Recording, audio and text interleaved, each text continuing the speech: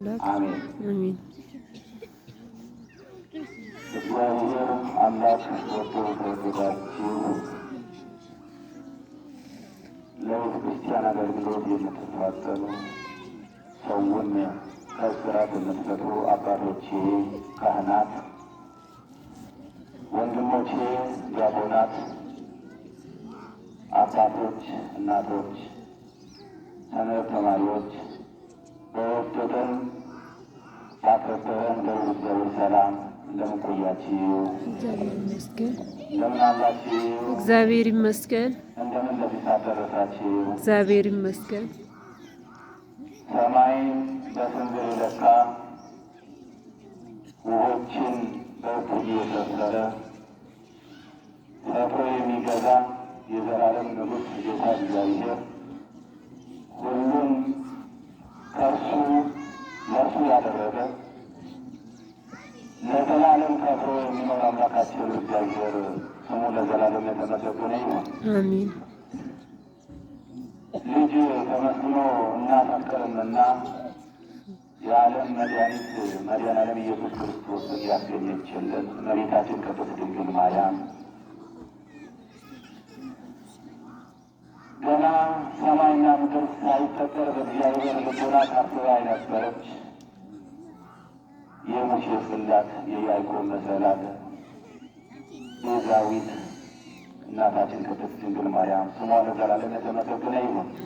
እንግዲህ እግዚአብሔር ቅዱስ ፈቃዱ እኔም ቆሜ እንድማር እናንተም ተቀምጣችሁ እንድትማሩ አስተማሪ መድኃኔዓለም ኢየሱስ ክርስቶስ በመካከላችን ተገኝቶ የሚበጀውን መልካሙን ነገር ያስተምረን ይመክረንና ወደ መልካም መንገድ ይመራን ዘንድ የእግዚአብሔር ቅዱስ ፈቃድ ይሆናል። ሂዱ እነሆ እኔ እንደ በጎች በተኩላዎች መካከል እልካችኋለሁ፣ እንደ ርግብ የዋህ እንደ እባብም ብልህ ሁኑ። የማቴዎስ ወንጌል ምዕራፍ 10 ከቁጥር 16።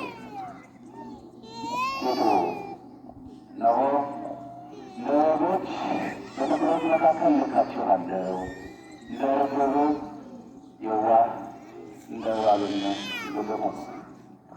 ስለ ቃሉ እግዚአብሔር ስም የተመሰገነ ይሁን። እንግዲህ ይህንን ቃል የተናገረው መድኃኔዓለም ኢየሱስ ክርስቶስ ነው። በፊት ምድር ሲመላለስ ሐዋርያቶች ይከተሉት ነበር። ከሱ ከኋላ ከኋላ ሲሆኑ ከጉልበቱ ስር ቁጭ ብሎ ይማሩ የሚከተሉትም ነበር። ስለዚህ አስተምሮ ካበቃቸው በኋላ ወደ ዓለም ልልካቸው የመረረውን ዓለም ጨው እንዳደረጉት በሚሄዱበት ቦታ ግን መከራና ችግር እንዳለባቸው ሊያሳይ እንደ ወፎች በተኩሎች መካከል እልካችኋለሁ። ስለዚህ በዚህ ዘመን ባለን ሁኔታ ስንመለከት እኛም እንደ ወፎች በተኩሎች መካከል እንዳለን ልንረዳ ያስፈልጋል። ብዙ ተኩሎች ያሉ ለቃቂዎች ከቤተክርስቲያን ጉያ ነጥቀው ሊወስዱ የሚታጣሩ በየአቅጣጫው ጦር ቀስተው የውሸት ትምህርት እያስተማሩ ከቤተክርስቲያን ጉያ ሊነጥቁን የሚፈልጉ ብዙ ተኩላዎች አሉ። ስለዚህ እናንተ በዚህ ልትበረቱ ልትጸኑ እንደሚገባ መድኃኔዓለም ኢየሱስ ክርስቶስ ለሐዋርያቶች እንዳስተማረው እናንተም በተኩሎች መካከል የተላኳችሁ በጎች ናችሁ። ስለዚህ በየዋህነትና በብልህነት ልትመላለሱ ይገባል። በየዋህነትና በብልህነት ልትመላለሱ ይገባል። በዚህ መጽሐፍ ቅዱሶች ስንመለከት ሶስት እንስሳት አሉ። አራት እንስሳት አሉ። በግ አለ፣ ተኩላ አለ፣ እርግብ አለ፣ እባብ አለ። ስለዚህ ፍጥረታት ሁሉ እግዚአብሔርን ለማመስገን የተፈጠሩ ናቸው። የሰው ልጅና መላእክት ግን እግዚአብሔርን ሊያመሰግኑ ሊያገለግሉ፣ ሌሎች ፍጥረታትን ለአምልኮት ለተፈጠሩ የተፈጠሩት ናቸው። ስለዚህ ሁሉም አስተማሪ ናቸው። ሁሉም ሰባኪ ናቸው። እግዚአብሔር የፈጠረው ፍጥረት ሁሉ ያስተምራል ስለ እግዚአብሔር ማንነት። አሁን መድኃኔዓለም ኢየሱስ ክርስቶስ በዚህ ምዕራፍ ስንመለከት፣ በዚህ ክፍል ስንመለከት ሐዋርያቶቹን ስመራቸው ወደ ዓለም ተሰዳቸው ቃለ ወንጌልን እንዲያስተምሩ፣ ሕዝቡን እንዲመክሩ፣ ከዓለም ወደ ሕይወት እንዲመለሱ፣ እግዚአብሔርን እንዲያውቁ ሲሰጣቸው እንደ በጎች በተኩሎች መካከል እልካችኋለሁ አለ። ከነዚህ ፍጥረታት እንግዲህ እንያቸው በግ ምንድን ናት? አሁን የተላኩት እንደ በጎች ነው የተላኩት እነሱ እንደ በጎች የተሰደዱት። ስለዚህ በግ ምንድን ናት? መድኃኒቱ ክርስቶስን እነዚህን ምሳሌዎች ለምንድን ነው የተጠቀማቸው? ለቅዱሳን ሐዋርያት ይህንን መልእክት ሲያስተላልፍ ምን ምክሮች ይዞት ነበር ብሎ እናያለን። ስለ ቃል እግዚአብሔር የተመሰገነ ይሁን። በግ በመጽሐፍ ቅዱስ ውስጥ በግ በብዙ ቦታ በጥሩ ምሳሌ ተመሰላለች። ለምንድን ነው በጥሩ ምሳሌ ተመሰለች ቢባል በስርዓት የምትመላለስ በስርዓት የምትመላለስ ተፈጥሯዊ ስርዓት ያለ ስትራመድ አንገቷን አቀርቅራ ነው የምትሄደው። ይህም ያስየቱትና ነው። እናንተ በፊት ወደፊት ትመላለሱ፣ ትሑታን ሆናችሁ ተመላለሱ። አካሄዳችሁ፣ አመላለሳችሁ፣ አነጋገራችሁ፣ አንደበታችሁ በትሕትና የተሞላ ሆኖ አስተማሪ ሊሆን ይገባል የሚለውን ነገር ሲያስተላልፍ እንደ በጎች አለ። በትሕትና ተመላለሱ። ሁላችሁም የተሰጠን መክሊት አለ። ለእያንዳንዳችን የተሰጠን መክሊት አለ። ይህ መክሊት ግን ለትዕግስት ሊሆን አይገባል፣ ለትሕትና ልንገዛ የሚገባው ልንመራ የሚገባው ልናስተምር የሚገባው በትሕትና ነው። ስለዚህ በትሕትና ተመላለሱ ስል እንደ በጎች አለ። በግ በጽድቅ ትመሰላለች። ስለዚህ እናንተም ልትጸድቁ የጽድቅ ጎዳና ልትመላለሱ መከራ ሊደርስባችሁ ይችላልና ስለዚህ መከራን ታገሱ ስላችሁ እንደ በጎች አለ። በግ የምትወደው በጋ ነው ወይም ክረምት ነው፣ አሊያም ደግሞ ብርዳማ አካባቢ ነው የሚመቻት። ለበግ ቅዝቃዜ አካባቢ ነው የሚመቻት። ብርድ ይከብዳል፣ ከባድ ነው፣ ያንቀጠቅጣል፣ መከራ አለበት እዛ ብርድ ላይ። ስለዚህ መከራ ወዳለበት ሕዝብ ውስጥ ልካችኋለሁ፣ መከራ ወደሚያመጡ ሕዝብ ውስጥ ልካችኋለሁ። በዚህ መካከል እናንተ በእርሳችሁ መከራውን እለፉ የሚለው መልዕክት ያስተላለፍ ለበግ። ይህም ብቻ አይደለም፣ ሀፍራቷ የተሸፈነ ነው። በግ ሰውነቷ በስርዓት የምትመላለስ ነውሯ የተሸፈነ። ፍየልንና በግን ስናነጻጽር ፍየል ነውሯ የተገለጠ ነው፣ በግ ነውሯ ይሸፈናል። ስለዚህ እናንተ ኃጢአታችሁ ትታችሁ፣ ክፋታችሁ ትታችሁ፣ በደላችሁ ትታችሁ የእግዚአብሔርን ቃል እያስተማራችሁ ተመላለሱ ስላቸው እንደ በግ ብሎ ተናገራቸው። እንዲያውም አባቶች ስለ በጎች ሲተርቱ እንዲህ ይሉ እንሰማ ነበር። በግ ከበረረ ሞኝ ካመረረ አይመለስም ይላል። በግ የሆነ ነገር አስደንግጧት ከተሰማራችበት ቦታ አንዲት ከበረረች አምርራ ትሮጣለች። እናንተም ከኃጢአታችሁ አምርራችሁ ሽሹ፣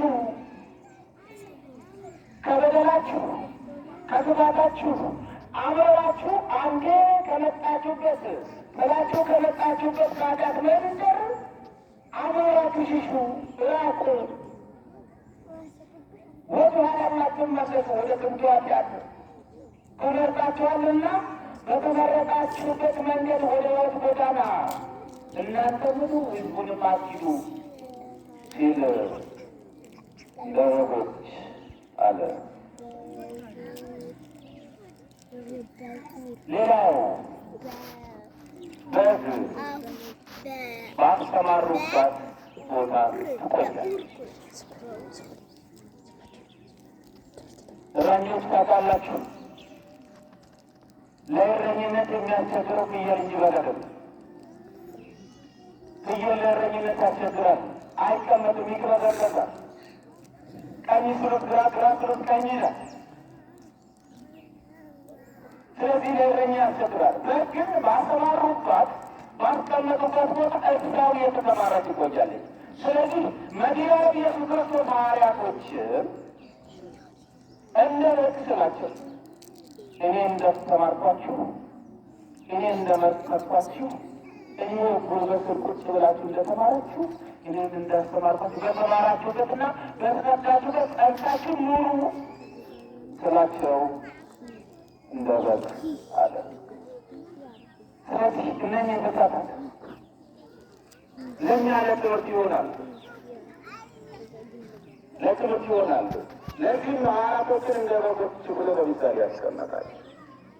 ሁለተኛው ፍጥረት ተኩላ። ተኩላ ነጣቂ ነው። ተኩላና በግ ተስማምቶ አይኖሩም። ተኩላ በግን ይበላል። ስበላም ግልጽ በሆነ መንገድ ነው ይበላው። ሶስት ወይም አራት ተኩላዎች በግ ሊበሉ ሲፈልጉ በጓን መሀል ላይ ያስገቡና እያስደነገጧቸው አንዱ ሲያስደነግጥ ወደ ሌላኛው፣ አንዱ ሲያስደነግጥ ወደ ሌላኛው፣ አንዱ ሲያስደነግጥ ወደ ሌላኛው እየሄደች መጨረሻ ላይ ሲደክማት ይበላታል። ስለዚህ አሁን እቺ በግ በብዙ ተኩላዎች መካከል ተከባን ያለች መከራ በሚያሳዩት፣ በሚያሳድዷት፣ በሚያሰቃዩት፣ በሚበሏት፣ በሚያንከራትቷት፣ ከሕይወት ጎዳና በሚያወጣት በተኩላዎች መካከል የተሰደደች እቺ በግ ያለችው። ስለዚህ እናንተ ኦርቶዶክሳውያን በተኩላ መካከል ያለች በግ ናችሁ።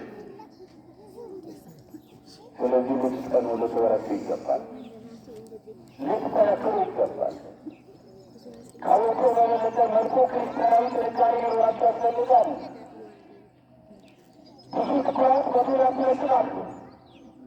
ብዙ ሊለቁ የፈለጉ የተዘጋጁ ተኩላዎች ስላሉ ይህንን ተኩላዎች የምናልፈው በብልህነት ነው። ከዚያ በግ ሲደክማት ይሰበሰቡና ይበላሉ። ተሰብስበው ይበላሉ። ለዚህ ነው በዓለም መከራ ውስጥ እናንተ ትጋላችሁ፣ በዓለም መከራ ውስጥ ትሰቀላላችሁ፣ መከራን ትቀበላላችሁ፣ ስለ እኔም ትገደላላችሁ፣ ስለ እኔም ትሰደዳላችሁ፣ ትሞታላችሁ፣ ስለ እኔም ትገረፋላችሁ፣ ትሰቀላላችሁ። ስለዚህ በመከራ መካከል ጽድቅ አለ፣ በችግር መካከል ደስታ አለ፣ በለቅሶ መካከል ደስታ አለ የሚለው መልዕክት ያስተላልፍ። በተኩላዎች መካከል አለ። ተኩላ ክፉ ነው፣ ተንኮለኛ ነው። አንዳንዱ ተኩላዎች እርስ በራሳቸው አይተማመኑ። ስለዚህ እርስ በራሱ በማይግባባው ሕዝብ ውስጥ ትሰደዳላችሁ።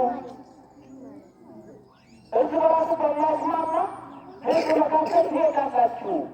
ስለዚህ እናንተ ብዙ መከራ ይጠብቃችኋልና ራሳችሁን አዘጋጁ የሚለው መልዕክት ያስተላለፍ እንደ ተኩላው አለ። ሶስተኛው እባብ ነው።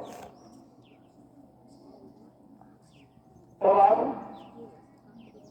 ቀድሞም የተረገመ አንዳንዴ በሰይጣን አምሳል የሚመስል በአዳምና በእባብ መካከል ጠላትነት የተዘራ አንተም አናቱን ቀጥቅጥ እሱ ነገር የሚቀጥቅ ተብሎ የተሰጠው ክፋት ያለበት ፍጥረት ነው።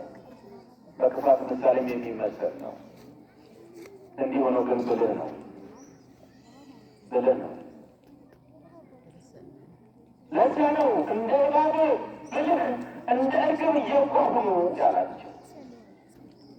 የእባብ ብልህነት እባብ በውስጡ መርዝ አለ።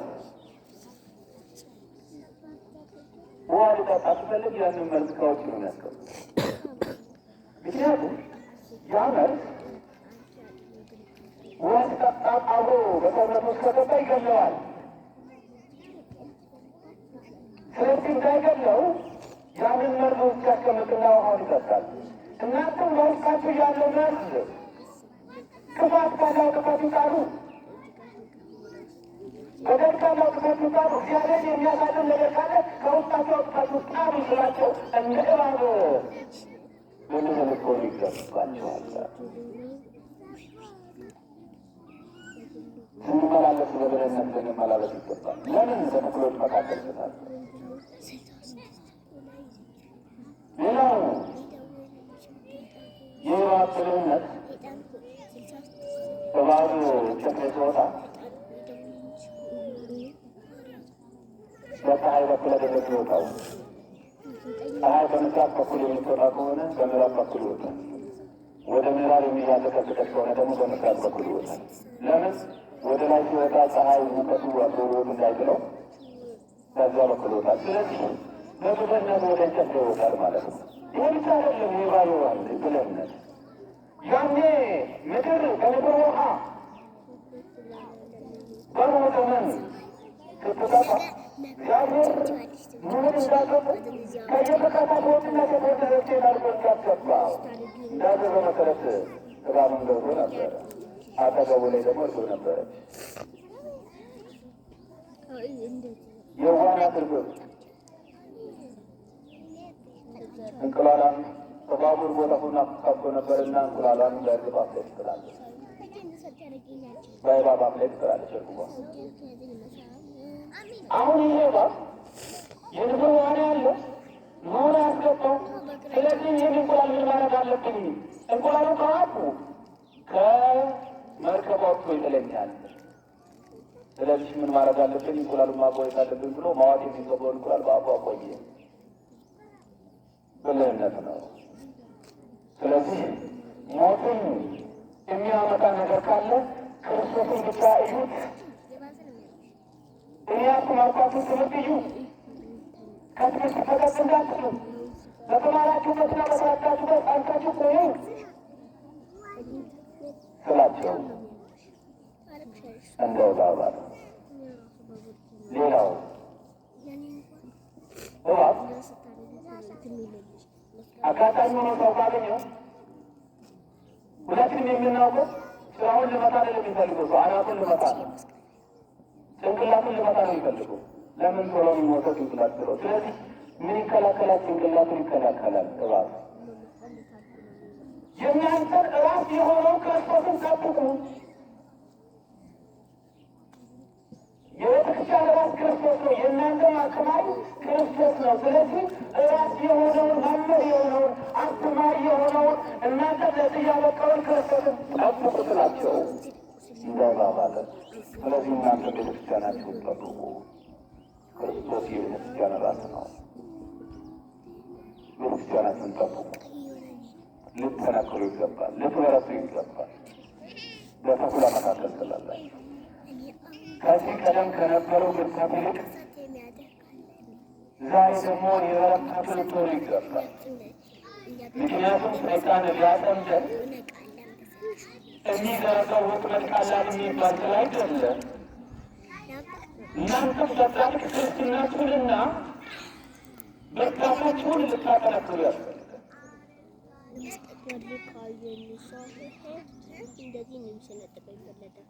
ካልበረታችሁና ካልጠነከራችሁ ግን የሚመጣብን መከራ ብዙ ነውና እርግብ የዋህ ትእዛዝ አክባሪ ናት። የሰላም አብሳሪ ናት። ትዕግስተኛ ናት። እርግብ እንደ እርግብ የዋህ ሁኑ አላቸው። የዋህ እናንተ ስትመላለሱ በየዋህነት ተመላለሱ። ማንም የበታቸው በላይ የለም። ሁሉም አገልጋይ ነው። ለታላላቆቻችሁ ታዘዙ፣ ለመምህራኖቻችሁ ታዘዙ፣ እሺ አቤት በሉ። ይሄ የዋህነት ነው። የዋህኑ ነው። የእግር የዋህነት ትእዛዝ አክባሪ ናት። ኑህ አዘዛት። እዚህ የንፍር ውሃ ጠፍቶ እንደሆነ ይህ ተመልከት ብሎ ቀድሞ ቁራውን ላከ። ቁራው የተባለውን መልእክት ሳይፈጽም የታዘዘንም ትእዛዝ ሳያረግ እዛው ባይደበት ቀረ። አንዳንዴ በሄድንበት የምንቀር ሰዎች አለ። እማንፈጽም በገባነው ኃጢአት እዛው የምንቀር፣ በተዘፈቅንበት ኃጢአት እዛው ቀርተን ቀድመን የምንቀር ሰዎች አለ። እግዚአብሔር ይህንን አይፈልግም። እግዚአብሔር ኃጢአት የሚሆን አይጠላም። ኃጢአት ልጅ ንስሐቱ በሄዳችሁበት አትቅሩ፣ ወደ ሥጋ ወደሙ ቅረቡ፣ ለአባቶቻችሁ ለካህናት ተናገሩ፣ ተዘጋጁ። ተዘጋጅታችሁ ኑሩ ያለው ለዚህ ተዘጋጁ። ቀኒቱ መቼ እንደሆነ ስለማናውቅ ተዘጋጅተን እንኖር ያስፈልጋል። ስለ ቃል እግዚአብሔር የተመሰገነ ይሆን። ጊዜ ስለማናውቅ መቼ እንደመሆን ስለማናውቅ ማምጫዎች መቼ እንደሆነ የሚያማይደስ መቼ እንደሆነ ስለማናውቅ ተዘጋጅተን እንኖር ያስፈልጋል። መዘጋጀት እንዴት ነው የምንዘጋጀው? ንስሐ በመግባት ነው። ሥጋ ወደ መብላት ነው። በመጠጣት ነው። ራሳችን ልናዘጋጅ የሚገባው ቃለ እግዚአብሔርን በመጠበቅ ነው። ቁራው እዛው ቀረ። ለዚህ ብሎ አንዳንዴ ቁራ መልእክተኞች በዶክትራት የሚተረቱ አባቶቻችን ቁራው ሳይመጣ ሲቀር ሁለተኛ ጊዜ እርግቧን ይላል። አየች፣ ዞረች፣ ተመለከተች። የንፍር ውሃም እንደቀነሰ አየች። ከዚያም የምስራች ይዛ መጣች። የወይራ ቅጠል ትእዛዟን ፈጸመች። አምጥታም ለኑህ ሰጠች። የንፍር ውሃ እኮ ለቋል፣ አገር ሰላም ነው፣ እግዚአብሔር በደላችንን ይቅር ብሏል ብላ የምስራች ይዛ መጣች። የተላከችውን መልእክት በተገቢው መልኩ ፈጸመች። የዋህነት። ስለዚህ ለቅዱሳን ሐዋርያቶች ርግብን የጠቀሱት እናንተ የተላካችሁበት ሕዝብን ወደ ክርስቶስ እንድትመልሱ፣ ያልተጠበቀውን እንዲጠበቅ እንድታደርጉ፣ ቃለ እግዚአብሔርን ለወደድ እንድትሰብኩ፣ ወደ ክርስቶስ እንዲመለሱ እንድታደርጉ ነው። ስለዚህ የተባላችሁትን ትእዛዝ እንድትፈጽሙ ልኬያችኋለሁ። እንደ እርግብ የዋሃኑ ተዋላችሁ።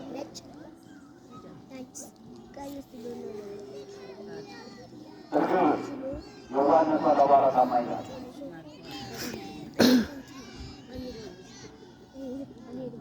አንድ ባል አላት ለእርግብ። አንድ ባል፣ ከአንድ ባል ውጭ አታውቅም። አይታችሁ ከሆነ ሁለት ሆኑ የሚሄዱት እርግቦች፣ አንድ እርግብ ባለበት ሌላ ሁለት እርግብ አለ። ብቻዋን ያለች እርግብ ከሆነ ባለ የሌላት እርግብ ማለት ነው። ባሏ የሞተባት እርግብ ማለት ነው። ሁለት ሆነው ይሄዳሉ። ባልና ሚስት ናቸው። ከአንድ ባል ውጭ አታውቅም እርግብ። አጋጣሚ ባሏ እንኳን ቢሞት በጥፍሯ ምላሷን ትቀዳለች። ይህንን ምላሷ ነው የምታሳየው ለሚመጣው ወንድ። ባል ሞቶብኛል፣ ሌላ ባል አልፈልግም ነው። ታማኝ ናት። በታማኝነቱ ትታወቃለች። እናንተም አንድ ክርስቶስን ብቻ ብዙ ጣዖት ወዳለበት ምድር እየሄዳችሁ ስለሆነ ክርስቶስን ብቻ እየጠበቃችሁ በክርስቶስ ታምናችሁ ኑሩ የሚለው መልእክት ያስተላለፍ ለእርግብ አላቸው። በታማኝነቷ ትተዳደር። እንዲሁም ሌላ ባል ሊሆን የሚፈልግ ወንድ እርግብ ከመጣ እንኳን ትጮኻለች። የሰፈር መንገዱን እርግብ ታሰባስባለች። እኔ ባለ ሞቶብኛል፣ እሱ የግድ ወደ እኔ ሊቀርብ ይፈልጋል፣ ስለዚህ አልፈልግም፣ አንዱን ባለ ሞቷልና ብቻ ልኖር ነው።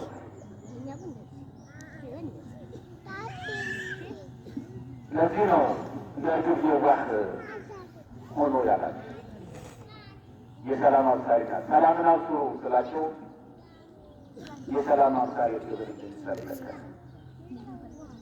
ከዚህ ማሳ እንግዲህ ክርስቶስ ምን አላቸው? ይህንን ከተናገረ በኋላ እናንተ ይህንን የመረረውን ዓለም እረት የምለውን ዓለም በኃጢአት የተበላሸውን ዓለም እንድታጣፍጡ ወደ ምድር ልካችኋለሁ፣ ግን የምድር ጨው ናችሁ አለ። በማቴዎስ ወንጌል ምዕራፍ 5:13 ላይ እንዲህ ይላል፣ እናንተ የዓለም ጨው ናችሁ። ጨው አልጫ ቢሆን እንግዲህ በምን ይጣፍጣል? እንግዲህ ለምንስ ይጠቅማል? ይጣላል፣ ተጥሎም ይረገጣል። እናንተ የምድር ጨው ናችሁ። ጨው የማይጣፍጥ አልጫ ቢሆን ለምንም ስለማይሆን ይጣላል። ማንም ሲመጣ ሲያልፍ ይረግጠዋል። የማቴዎስ ወንጌል ምዕራፍ 5:13 ላይ ስለዚህ የምድር ጨው ናችሁ ስል ዓለምን የሚታጣፍጡ ጨው ናችሁ ስላችሁ እናንተ ኦርቶዶክሳውያን ጨው ናችሁ። ከማን እንደተረዳችሁና እንደተማራችሁ ስለምታውቁ በተረዳችሁበትና በተማራችሁበት ጸንታችሁ ልትቆሙ ያስፈልጋል። የምድር ጨው ናችሁ፣ ምድር የምታጣፍጡ። ይህንን ምድር ለማጣፈጥ ደግሞ ብርታት ያስፈልጋል። ጨው ወግን የሚያጣፍጠው እንዴት ነው ቢባል እንዲሁ ወጥ ከበሰለ የመጨረሻው እስቲም ሲደርስ ያ ማለት ያውም የሙቀት ኃይሉ ጨምሮ እየተንተከተከ ያለው ጨው የሚጨምረው በዛ ሳት ነው የሚያጣፍጠው። ጨው ወጡ እየተንተከተከ የሙቀቱ መጨረሻ ያሰፈረሰታ ጨው ይጨመራል። አየህ፣ በዚህ በሚያቃጥል ምድር ላይ እናንተ እንደ ጨው ናችሁ፣ ታጣፍጣላችሁ፣ ግን ትቃጠላላችሁ። ስታሰብሩ ስለኔ ትሰደዳላችሁ፣ ትሞታላችሁ፣ ትገረፋላችሁ፣ ትሰቀላላችሁ ስላቸው የምድር ጨው ናችሁ። ጨው ግን አልጫ ቢሆን ለምን ማውረድና ይቻላል። ስለዚህ ጨው ሊሆኑ ይገባል፣ ልጣፍጡ ይገባል። መጣፈጥ እንዴት ነው? ልትጣፍጡ ወዝ ያለ እንዲጣፍጥ ልትሆን ያስፈልጋል። ያ ማለት በክርስትና ልትበረቱ፣ በማስቀደስ ልትበረቱ፣ በዝማሬ ልትበረቱ፣ በመቆም ልትበረቱ፣ በአንካር ተኩራት ልትበረቱ፣ በለክሲያን ለማገለል ልትበረቱ፣ ልትጠነክሩ ያስፈልጋል። ይህ ብርታት እንግዲህ በሰፊ ይመጣል። መመላለስን ይጠይቃል፣ መውጣት መግባትን ይጠይቃል፣ መታበትን ይጠይቃል፣ ትሕትናን ይጠይቃል።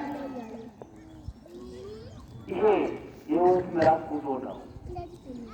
የምናደርገው ለምንድን ነው? እላይ ለዘለዓለም ለምንኖረው ለሰማያዊው ቅድመ ዝግጅት ነው። ስለዚህ ሐዋርያቶችን በዚህ መልኩ ሲያስተምራቸው መከራ እንዳለ ታውቁ ዘንድ እያላቸው ነው ይመክራቸው ነበረው። ችግር እንዳለ ታውቁ ዘንድ እያላቸው ነው የመከረው።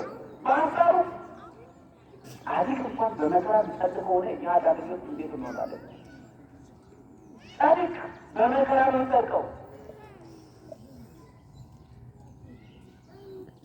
መከራ ልትቀበሉ ተዘጋጁ ስላቸው ነው ወደ ተኩላዎች ይልካቸዋል።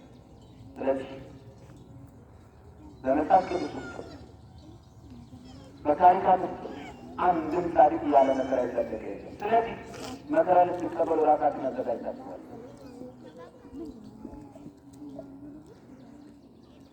ለምን አስተምሯል ክርስቶስ ዓለም እኔን እንዳሳደደች እናንተም ታሳድዳለች ብሎ ለሐዋርያት ከተናገረ በኋላ እነሱም እንዲሰደዱና እንዲሰቃዩ ላካቸው። ስለዚህ ከዚህ የምንማረው ዓለም መከራ እንዳለባት፣ ችግር እንዳለባት፣ ስቃይ እንዳለባት ነው። ለዚህ ደግሞ ምን ያስፈልጋል? ዝግጁነት ያስፈልጋል። ማፍራት አይደለም፣ መዘጋጀት የወት ውጣ ውረድ ያስፈልጋል። ሌሊት ልንነሳ ያስፈልጋል። ልናስቀድስ ልንቆርብ ያስፈልጋል። ልናገለግል ልንዘምር ያስፈልጋል። ልንታገድ ያስፈልጋል።